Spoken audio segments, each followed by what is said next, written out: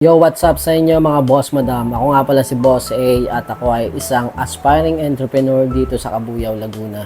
At meron kaming small cafe dito sa Cabuyao, Laguna together with my business partner, my brother Paulo.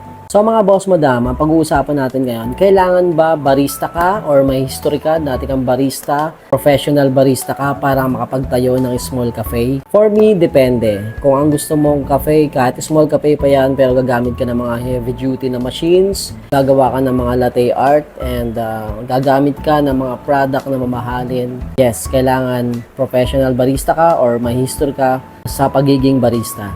Sa part namin ng brother ko, hindi kami professional barista. Talagang aspiring entrepreneur kami. Kumbaga, talagang experience and hardworking lang ginawa namin para makapagpatayo ng small business cafe. At ang binibenta namin dito, more on cold brew, fruit soda, and other drinks like yogurt shake and frap.